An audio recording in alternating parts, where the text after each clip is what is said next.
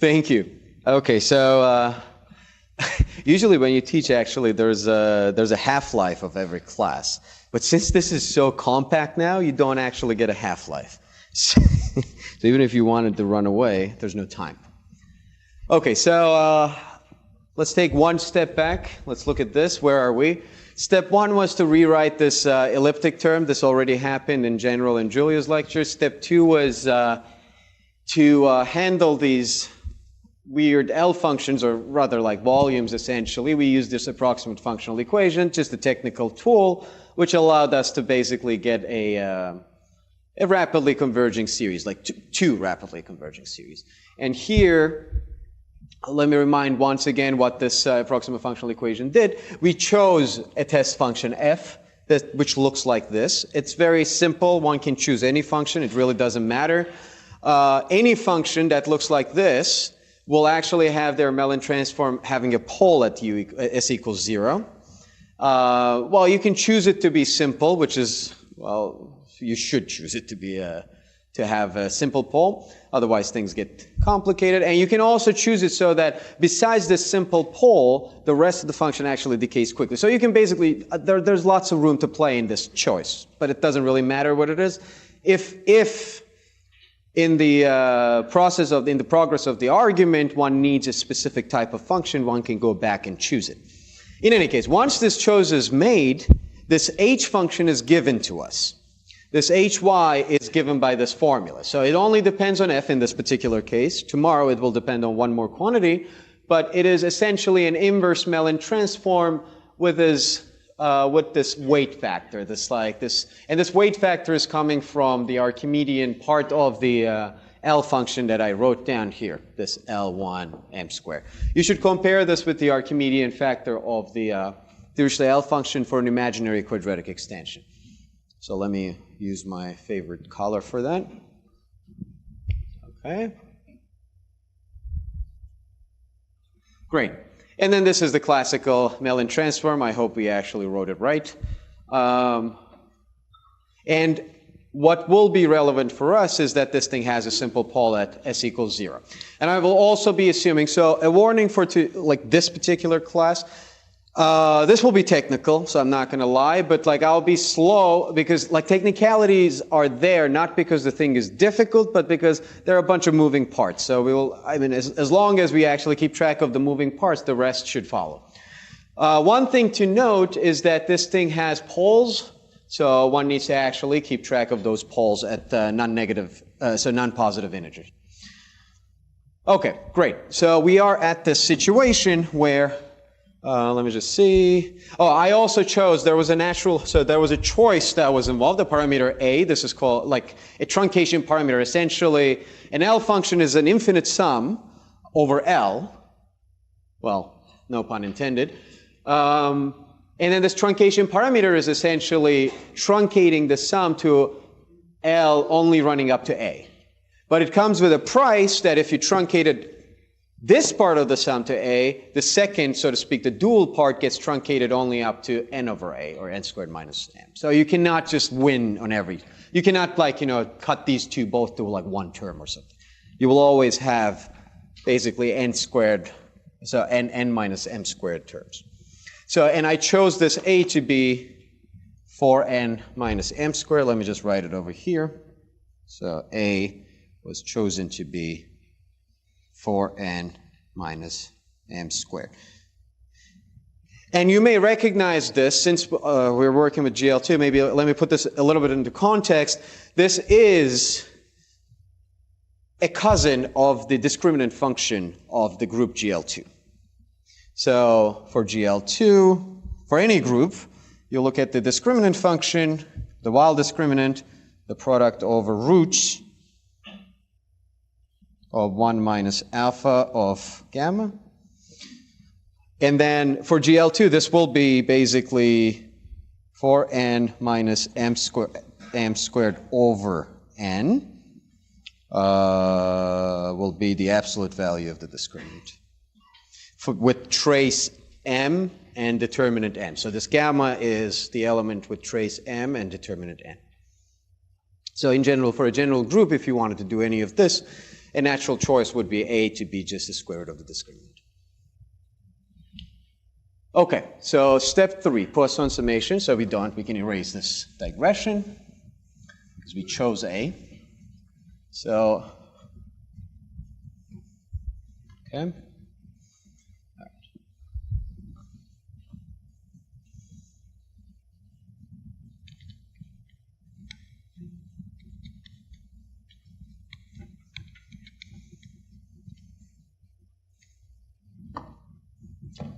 I will need some space. Let me actually write this. Now, with that choice of A, what we're getting is this. So it's a very symmetric looking object. Okay. Okay, so let me forget about this. By the way, I keep putting this dash here. So that just basically means F is running over divisors of this gadget, but not all divisors, but divisors that satisfy the following. When you divide m squared minus 4n by f squared, this should be congruent to 0 or mod 4. This is a mod 2, this is a two-adic condition, basically. It only matters at 2, and it's because of the complications of GL2 orbital integrals at 2. It really doesn't matter, essentially. So you can ignore all these dashes. I just wanted to be correct.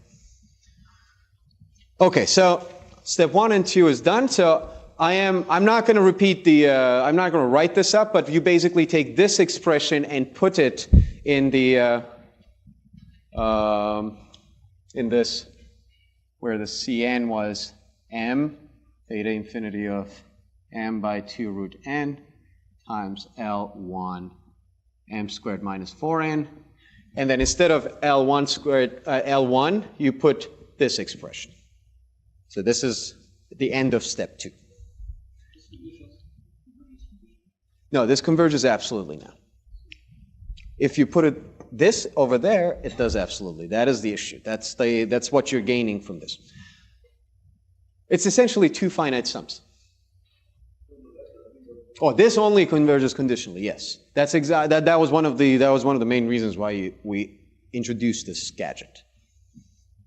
Is that took the conditionally convergent sum and gave us an absolutely convergent sum. Because remember, let me once again repeat, in order to actually apply this, sum this m, I would like to interchange this m sum and L sum and break the m sum into congruence classes mod L.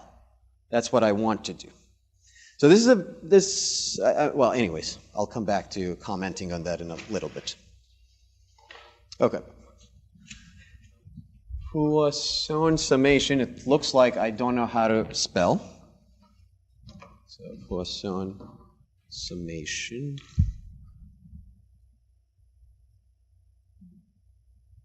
On the m sum.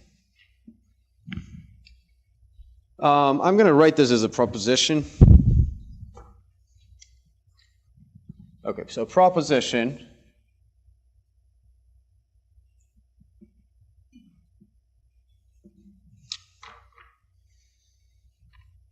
Okay. Let me just do this. So if we look at the m sum, so this m sum was running over, this is the elliptic part of the trace formula, times L1 m squared minus 4n. This thing is equal to square root n by 2 times sum. So there will be a double sum over f and L, both of which will be running from 1 to infinity. These f and L's are the same f and L that are coming from the L function right there. Then we will have 1 over LF squared times to the power 3/2. Okay, great. And then the dual sum is in the variable C, and it will have this, whoops, let me not write it down in this form, KLLF. So this will be a certain character sum, and there's a reason why I'm writing KL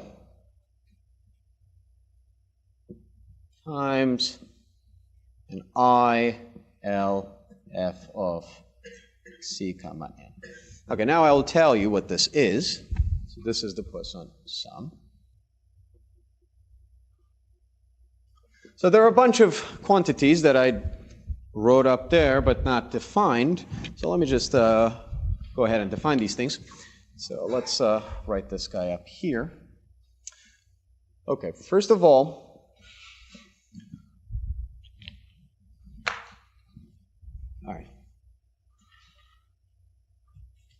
all right, this KLF is an exponential sum. And roughly, the reason I wrote this whole thing as scaled by square root of L is this thing is roughly of size square root of L, so this quotient is like a complex number of absolute value 1. That's how you should think of this. So it is oscillating, it has a phase, and as c moves, it will oscillate, and it will cancel. This I, you should think of as the Fourier transform of theta infinity. But of course, everything depends on these parameters because we broke things into congruence classes, and then we looked at this, we did Poisson summation on each congruence class. That's why L and F are dependent. So this function depends on L and F. So this is the heuristic explanation of what's going on. And the proper explanation goes as follows. So where this KL, L comma F of C comma N is the following guy. Sum A modulo 4LF squared. This is what we broke this first sum into congruous classes. A squared minus 4n is congruent to 0 mod f squared, and a squared minus 4n by f squared is congruent to 0 or 1 mod 4. So there are a bunch of congruence conditions. Well, once again, just to look at this to get an idea about this, just take f to be 1. These two conditions are gone. This is just a sum mod L. And L you should be thinking of as prime, just saying. Because this is multiplicative. This is going to be twisted multiplicative. And the sum that we're looking at is a squared minus 4n divided by f squared over L times e to the a c by 4LF squared. Okay, so this is exactly what shows up. And the ILF, I'll write it over here. And I'll tell you why I actually wrote this as KL in a second after I put up the I. So I will be some certain integral transform. It will literally be the Fourier transform of theta infinity times this function. That's just that.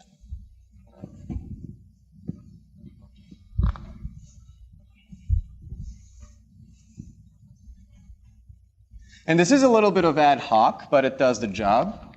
And there are more canonical ways of writing these things, I'm almost 100% sure. I just didn't have time.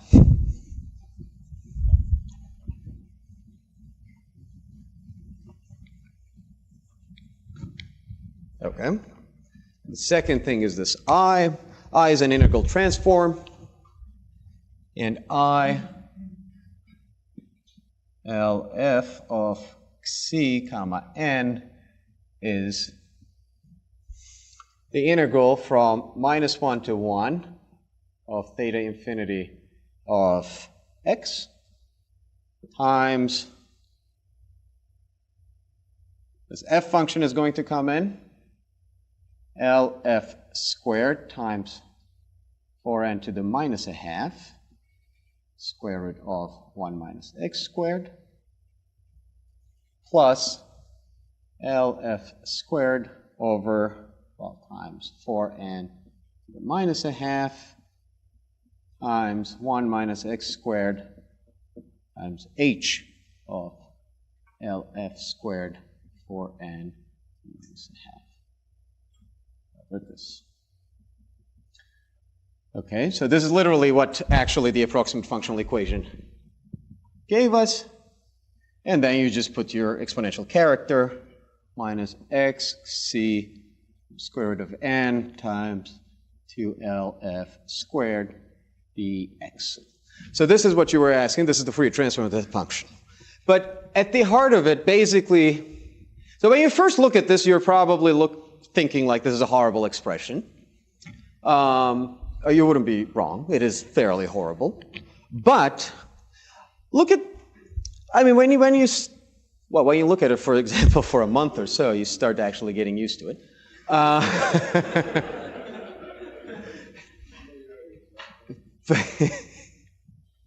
I mean, somebody was saying at some point that math is all about getting used to it. So, a couple of things are worth noticing. First of all, when you do a Poisson sum, when you do a Fourier transform, quite often what you're interested in is twofold. One is the decay rate, two is the oscillation frequency. The decay rate over here is going to be tricky for the following reason. One, this function is not smooth. Well, this function is smooth, but basically what's going to happen is this is going to decay very fast around, well, okay, first of all, if you take the Fourier transform of a singular function, decay rate is dictated by the singularity around the point. And the singularities around the points are 1 and -1 here, so I may basically localize around 1 or -1 and ignore the state of infinity altogether. It looks like basically 1 minus x squared to certain a over 2, where a is odd. This is what it looks like. A is odd, so it actually has a singularity. So it's not smooth. So I can ignore this, and I can basically think of this as basically this function to a certain power. Okay, then what is going on? Well, this will decay, obviously, but the decay rate will be dictated by the interaction between these two. So if x gets very close to 1, this function will be very small, because this is of rapid decay. If x gets very small, like close to 1, then this quantity blows up. So f of this quantity decays. So there's like, dual, double dual. No? Okay? So the decay of this function basically will depend on this quantity here. And the bigger a is, the better the decay will be. And there are, of course, like two issues, like how does it decay at 0 and how does it decay at infinity? Well, both of these things. The decay will be controlled by the relative size of this c square root n to lf squared, which also appears here. So it's a little bit of a delicate analysis. One needs to actually get the decay and oscillation properties of this integral uniformly on L, F, C, and N, because we are summing everything up. Like at the end of the day, by the way, let me remind you, we want to take this and sum over n. So this is already, this is not even like close to what we would like to do for beyond endoscopy. This is just like for 1n. So we're at this stage yet. Just for 1n, we're trying to get a workable expression for the elliptic part. So the elliptic part is complicated. This is the take of the today. Anyway, but we will actually come back to the decay properties. And the oscillation is even more subtle than the decay, by the way. That actually requires an asymptotic expansion of this integral around plus and minus 1. And to be very, to give you a little bit of an idea to what this looks like a Bessel function with certain parameters. Bessel function. And it will be reincarnated over here at the p-adic levels when I start talking about this KL sum. But basically, a Bessel function is the Fourier transform of a spherically symmetric function, and it decays to a certain extent at infinity. It decays pretty fast, but it doesn't have very fast decay at 0, and it has a certain phase around 0. And this is exactly what it will look like. The only issue is one needs to get these phases and decay properties uniformly on all the variables, which we will come back to in a second. Okay, but this is what goes in there, essentially. What about this guy? Well, why did I write KL instead of like some A or B? Because this looks like a Klosterman sum. So, remark.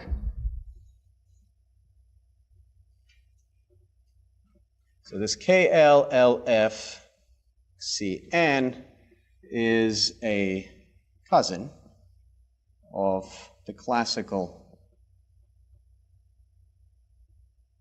Klosterman sum.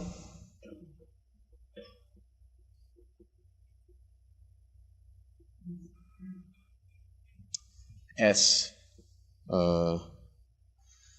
SMN, SAB, P, which is just sum over X mod star P of e to the XM plus, XA plus BX bar over P. And the reason I'm writing these things up will be clear in a second. And maybe an exercise is the following. If you take Xi to be fork C0 and Q to be a prime, not dividing N and Xi, then this Klosterman sum Q comma 1 of Xi comma N is just 4 times this S 2 bar Xi naught 2 Xi naught and Q. So it is actually a fairly close relation. So this is literally a Klosterman sum, basically. And one should or could push the analogy between Bessel transforms and Bessel functions. A Klosterman sum is essentially a Bessel function over the finite field. So with respect to this parameter, the Xi parameter, where is that? This Xi parameter. What's that? Yeah, so that's the inverse of 2 modulo Q. Yeah.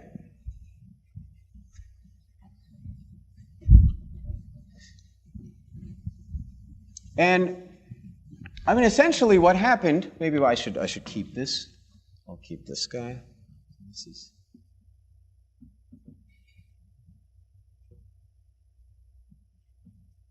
essentially what happened is, like, we started with the elliptic part of the trace formula with all these manipulations. We almost landed up in a relative trace formula. Just giving you a little bit of a heads up. Because Kuznetsov formula rather than relative trace formula. Because Kuznetsov formula basically gives, I mean, at least the geometric side, there's a sum over Bessel functions and Klosterman sums. And this is roughly looking like that. And you could actually put this, like package this in a better way, which would actually read better, I believe. And that goes into ideas of secularities. Okay, so we have this guy. So what do we want to do? So this is a proposition. I'm not going to do the proof, but the proof is just manipulation of the previous integral. Now, when one does Poisson summation on a sum, usually what happens is the dual sum breaks up into 2 pieces, at least if it is one-dimensional. There is the, so to speak, dominant term, Xi equals 0, because when Xi is 0, this term basically does not decay or contribute anything. And then there is Xi non-zero. And quite often, what happens is, if you take the Fourier transform of a smooth function, for the non-zero terms, this thing will decay. So they will usually not contribute. And the main contribution would come from the Xi equals 0 term. So our step 4 will be to analyze this Xi equals 0 term. Okay. So step 4.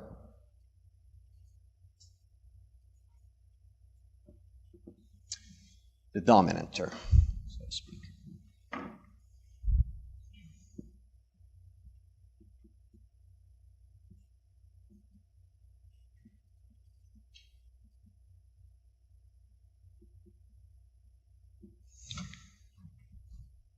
All right, here is where we are going to be a little bit technical, as if this was not technical. Huh? It is about to get technical. Where have I been? I mean, the issue is, these things look complicated, but like at the end of the day, just take f equals 1. This is just a character, sometimes an exponential. It's just, I mean, that of course doesn't mean anything, but it is just, it is not that bad of a, at least I'm not talking about any cohomologies, okay?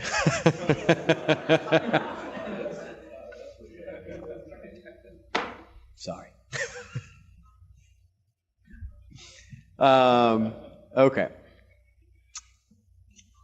Maybe that is less technical. I don't know. I mean, it really is a matter of taste. Okay, so let me remind you what this term is. So let me actually just write it up here so that I don't have to rewrite it. I'm looking at this term.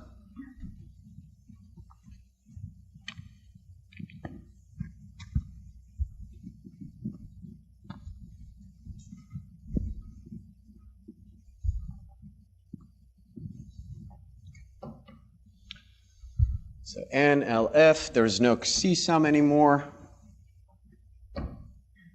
And this guy's 0, this guy's 0. Okay.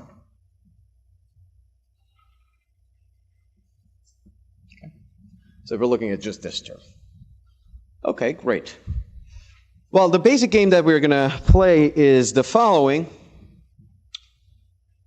And in this ILF0n, so this C term vanishes, so this exponential is completely gone. We just have an integral of theta times this guy. The game is to use Mellin inversion on F and H to take this LF square 4n whatever out, and then sum this F and L, and then try to see what happens. So I will use Mellin inversion to write this as the integral of its Mellin inverse. Okay? Which brings this LF squared 4n whatever out, right, to the minus u, I guess, to u. And then I bring this L and F sum in. Now we have a Dirichlet series of a complex variable u. We will get an L function or some sort of generating series, and we'll try to shift contours to see what the actual contribution of that is. This is where things get a little bit hairy, but I'll try to be very explicit and step by step try to tell you what's happening. So first of all, we will eventually be getting an L function on L and F, and let me tell you what that L function is straight out. So a lemma is the following.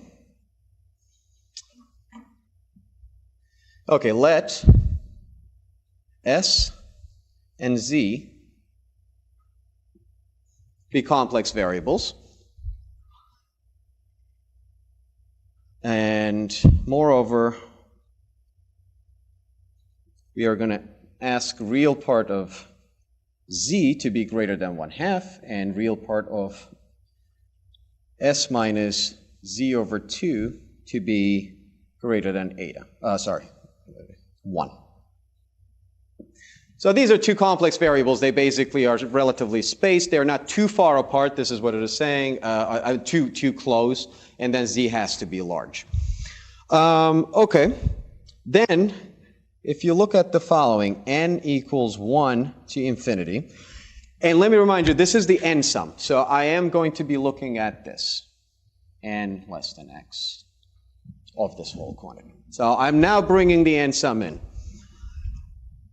So n from 1 to infinity, 1 over n to the s minus z over 2.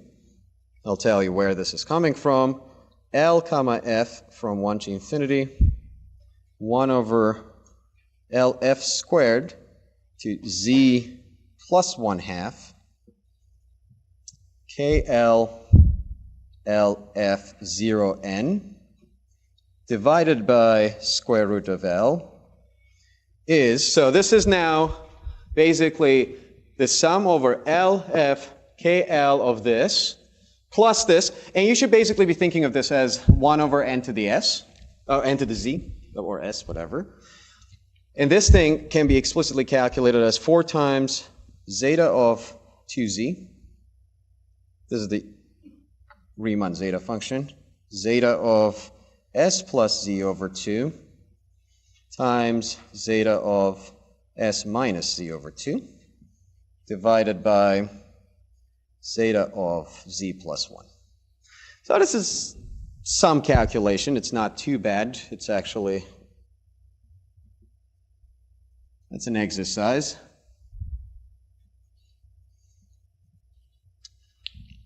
Great. So I just wrote basically a random generating series and I calculated what it is. So the thing is, this generating series is actually very useful. Why? Okay. So the proof,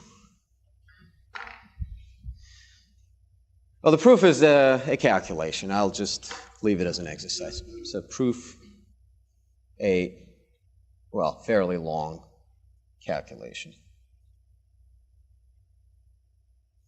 And it depends on the following lemma. So if you do a squared minus 4n by q, if you sum this thing over a, this thing is minus 1. So you can just do this. It's just it's not very hard.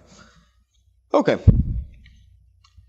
All right, let's keep this here, and we'll see where this will actually come in useful. Okay.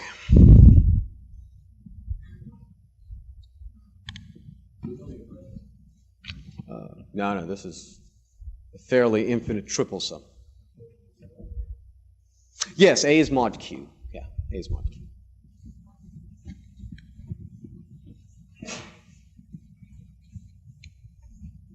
But that is just a finite field. I mean, it's counting points on an affine curve.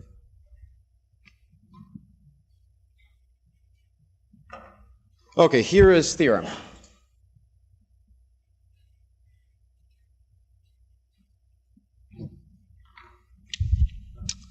One half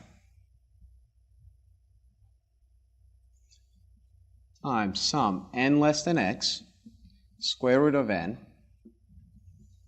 of sum L comma F, 1 to infinity, 1 by L F squared. This is exactly what appeared. I'm just rewriting the zero term because it was badly positioned.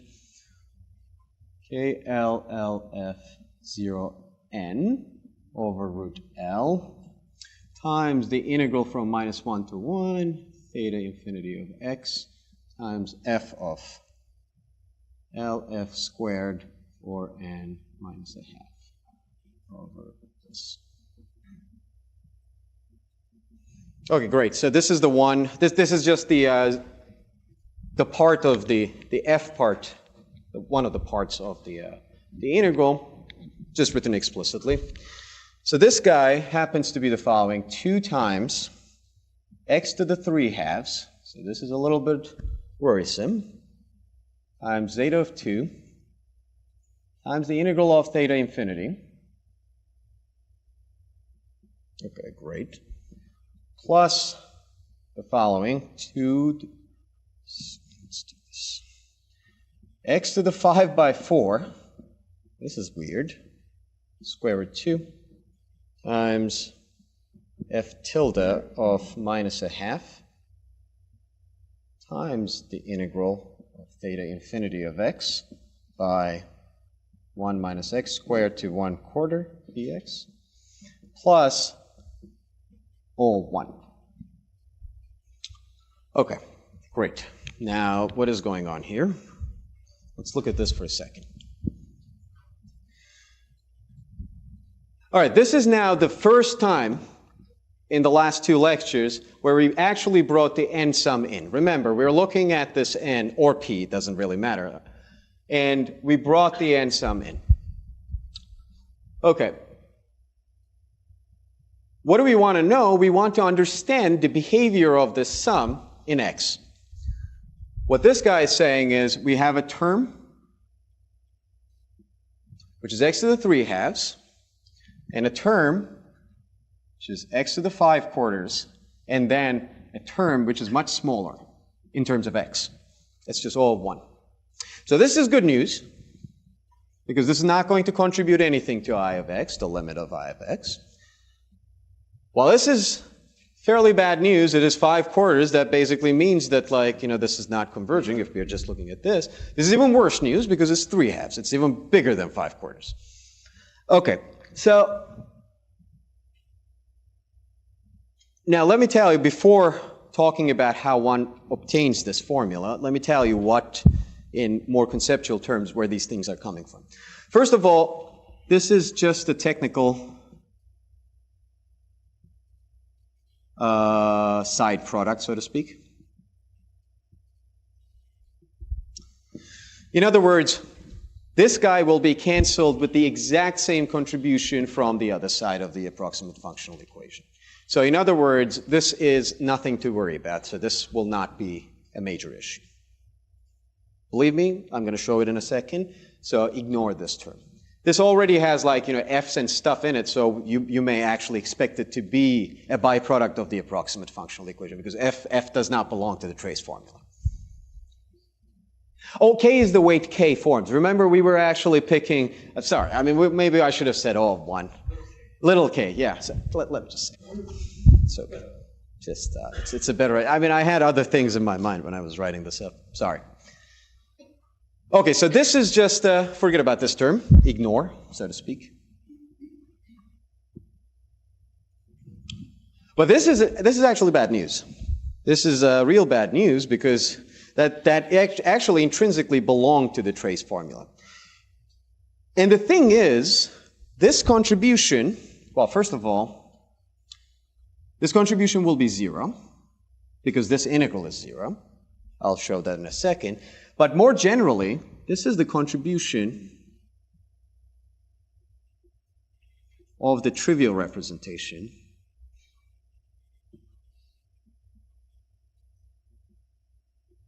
to the trace formula.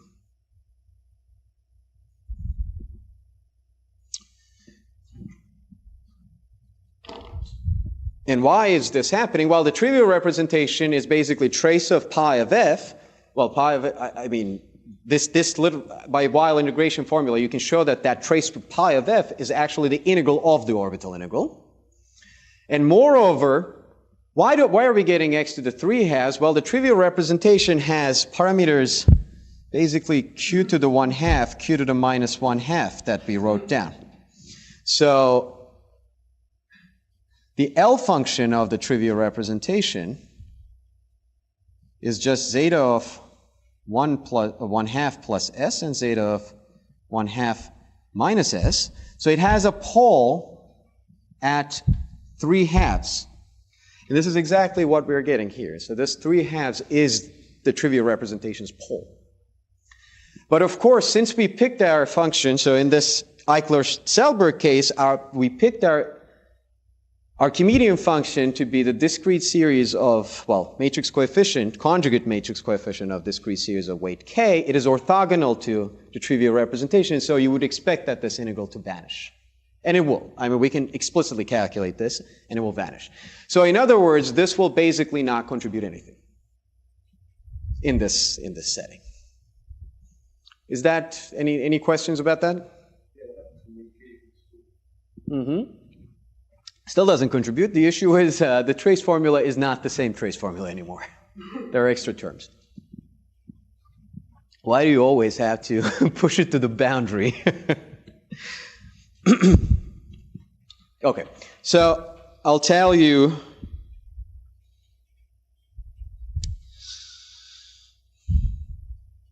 Let me just see if I want to do this or that. I'll tell you roughly how this, or maybe not this. Okay, so this is. Let me just leave it at this point. So this will basically not contribute, but the second theorem will basically tell you the following. So, okay, now we took care of this part of the main term, the dominant term, but there's still this part, the one which involves h. And I'm sure everybody remembers what h actually is. So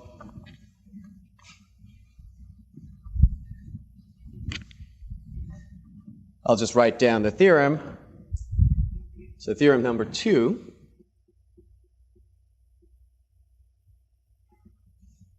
is the following. So if you see, so we have this 1 over x squared. Let me just write it up. So 1/4 sum n less than x of sum L comma f1 to infinity 1 by L f squared to 1/2 now. These are all like normalizations because these coefficients are coming up now. Times KL LF 0n over square root of L. Now the integral is theta infinity of x divided by 1 minus x squared times h of L f squared 4n minus 1/2 square root of 1 minus x squared dx, I believe, is, okay, let's see, 1 over, well, x to the 5/4 over square root 2 times f tilde of 1/2 of this function, theta infinity of x over 1 minus x squared to 1/4 dx.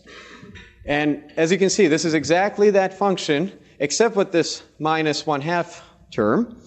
And this is because when I was first writing this up, I actually chose a specific function whose Mellin transform is odd. So just bear with me. So this is basically, you could also say this is true. So maybe I should just write it as this form, this way. So this is true. Exactly, because we have this LF square here on the second dual sum. So the extra LF square is coming up here. There's also the n is gone, and then there's a 4 here. Yeah. So this is again minus 1 to 1. So this is exactly what that extra term, the technical side product, was with the negative sum. This is exactly what we expected anyways. Plus, though, here is an interesting term. Pi times x times xi of zeta of 0 times theta infinity of x over square root of 1 minus x squared dx plus all of 1. Okay, now, let's look at this.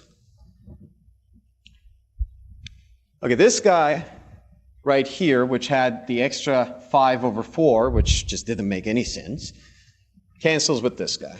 This is exactly the opposite, so this is gone. We have an O of 1 here, which is great. And we have this extra factor, which is of size x somehow. And believe it or not, here is, so before I actually prove this, I'll tell you 2 lemmas.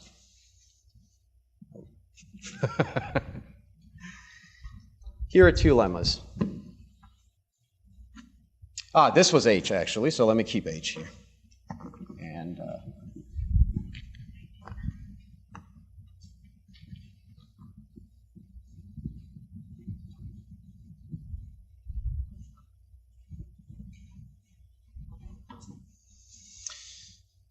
okay.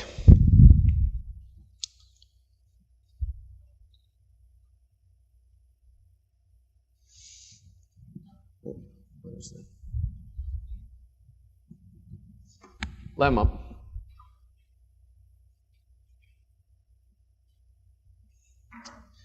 Okay, for k greater or equal to 3, k even, this is the weight. So remember, sk of SL2z. Well, if k is not even, actually, this space vanishes, so there's nothing to talk about anyways. So for this case, this integral theta infinity of x dx is 0. So this is number 1. And number 2 is this integral of theta infinity of x divided by 1 minus x squared is the following thing, 2 over pi times 1 minus k. Theta infinity is the orbital integral of the Archimedean, Archimedean orbital integral times the discriminant, basically. Oh, it is this.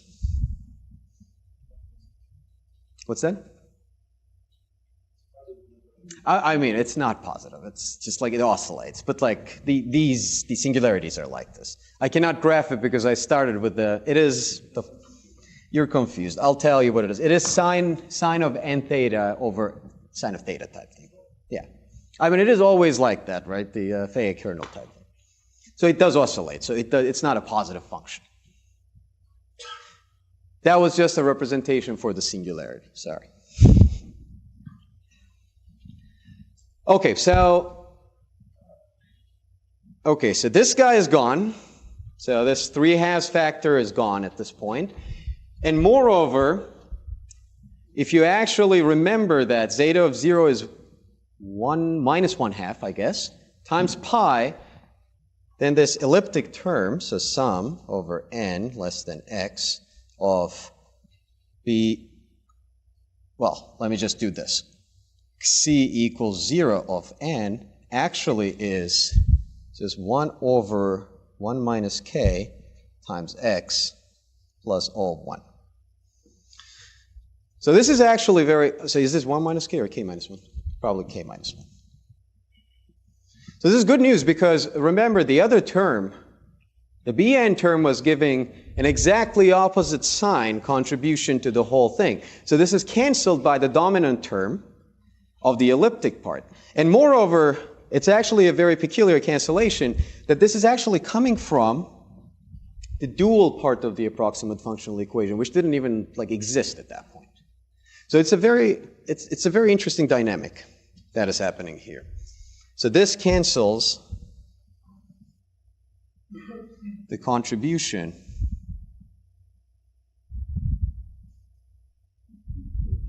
of the hyperbolic terms.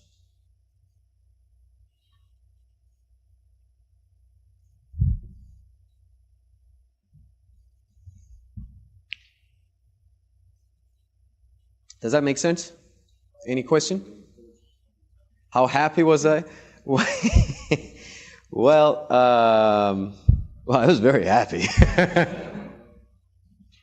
But the funny thing is, so you were a wise man that you actually expected these things to maybe contribute. I was expecting each individual term to be 0. So I calculated an was very easy. And then for Cn, I calculated everything for C not equal to 0, and I showed that that was 0. Well, I'll show that in a second. And then I went back to Bn, and Bn was giving a non-zero term. So I was like, there's a contradiction in life. And it took about 40 minutes of calculating this over and over and over again that I convinced myself that that is non-zero. So I went back to see that this C equals 0 term would be 0, and it took a while. But yeah, at the end, when I saw that this was actually, also as you can imagine, this calculation took 17 million times to actually get the signs correct. So, and once the sign was correct, I didn't touch it. It is there. Okay, so at the very least, we are at this. These are just calculations, by the way. So the exercise just calculated. I did. It is in the video. Yes,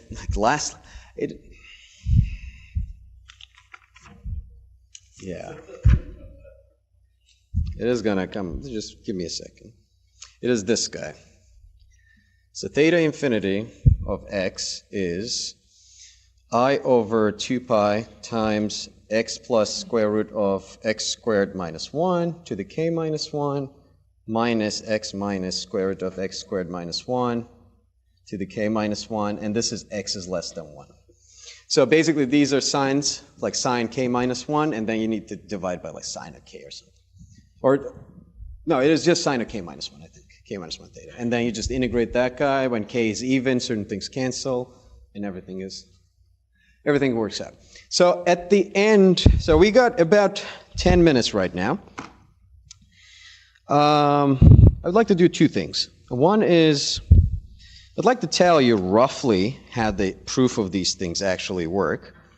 But before doing that, I'll tell you what happens with the C not equal to 0 terms. That is step 5, and that's the last step. So let me leave this guy here and that here. And actually, I don't even need this part. So step 5 is the final part.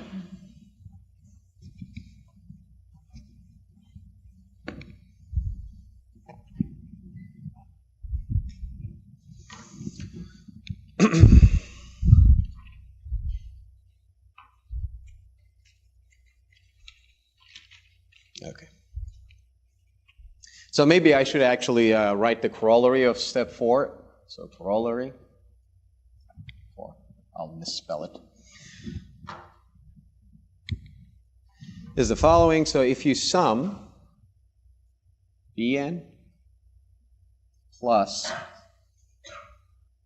C equals 0 of n, so this is a part of Cn,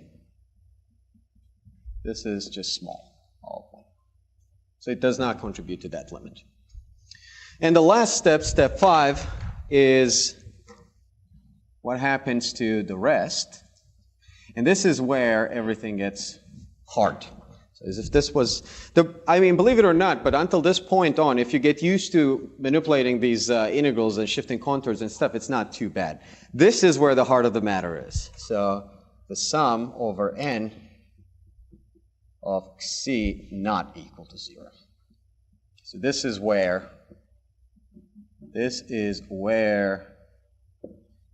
things, this is hard. So this is the heart. Because remember, maybe just to give a little bit of context before I write anything down, this sum is calculating the residue of the standard L function of a GL to automorphic form. And you may ask, why don't I just take the symmetric nth power, symmetric kth power, and calculate the residue of that? So far, everything I've done, I can actually do for every symmetric power. That's all fine. The only issue is the step number 5. This is where it will be important that I'm actually taking the standard representation as opposed to any other representation. And that is, so let me just write this thing down.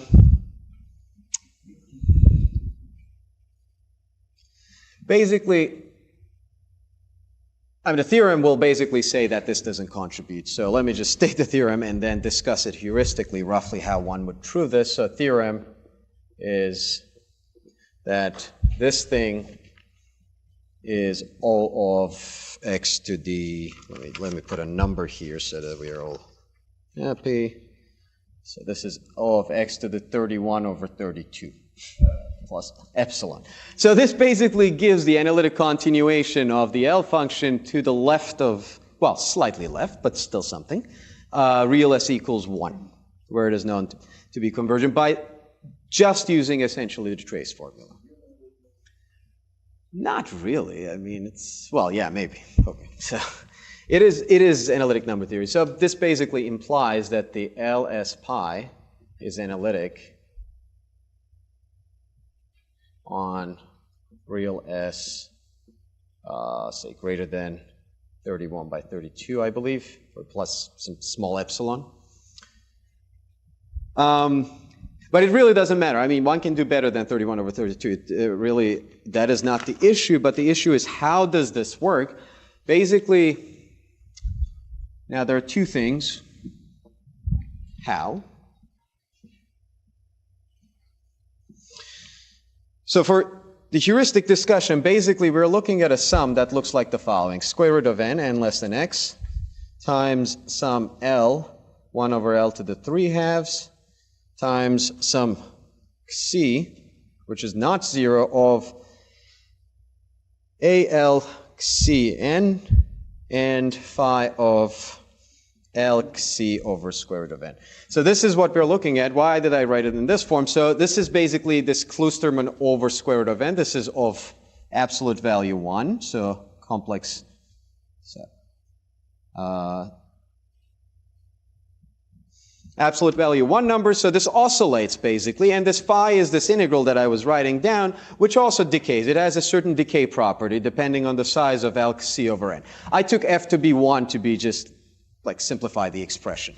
And basically what is going to happen is we are going to break, so the way this proof goes is we break the sum of n into two regions. Okay, now I don't need this anymore, so I can finish by telling how this works. So think about phi as decaying rapidly at infinity and a certain fine rate at 0. And, well, of course, all of these have to be quantified. I'm just not going to do it right here. But basically, there are certain ranges which require certain different techniques. So I'm going to just draw a picture here. Let me just see.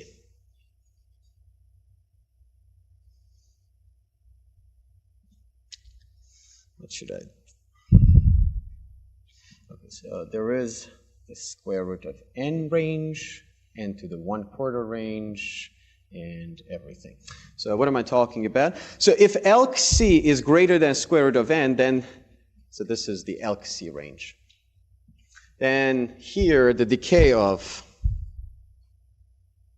phi takes care of the sum. So basically, this decays fast enough, so you can basically just say the whole sum is very small.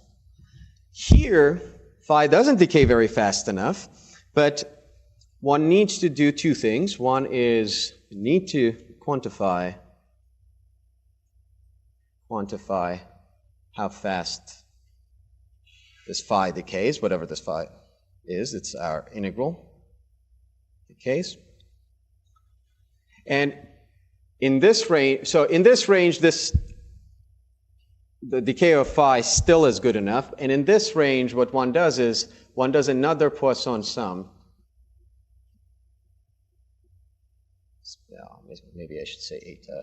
Another Poisson sum to the n sum. So there are two Poisson sums that actually come into play, and the second one is to actually treat the n sum. And once again, I mean, this is very technical, so I don't want to actually go into this, but there are basically different ranges that require different treatments. And this is exactly where it is crucial that the L function that we are treating is the standard L function as opposed to any higher symmetric power. Symmetric square can be actually treated this way too, pretty much.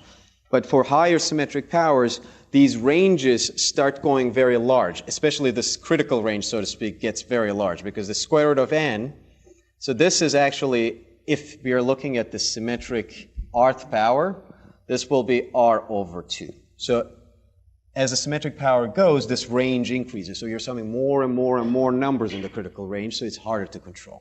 So this is where I will leave things here, but basically this is roughly the structure of the beyond endoscopy in the very simple case, well, I mean, I shouldn't say simple, but like the very first case where none of the intricacies of the discrete part of the trace formula are present.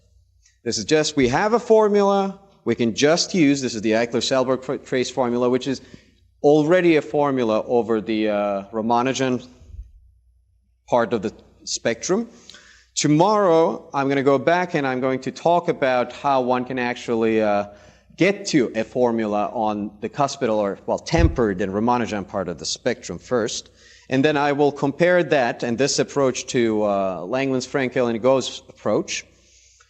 I'll talk about their their constructions and how things work in their case and why they can only get to the trivial representation but nothing further.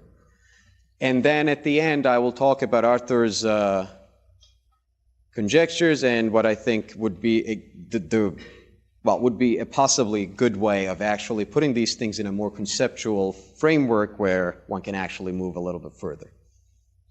All right.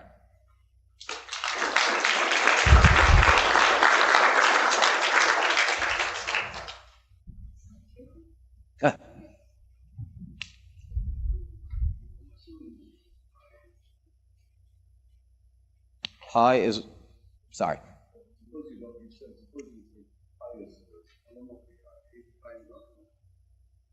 Oh, yes. So that will be tomorrow. Yeah, because then these terms will contribute and you need to take them out. It's this. Oh, yeah, I will talk about it. I mean, it is the orbital integral of an arbitrary Archimedean function. What will change is that this will no longer be 0. So you need to take this out basically manually. And then there will be one extra contribution that is coming from this discrete tempered contribution, so to speak. Yeah, exactly. I'll talk about that.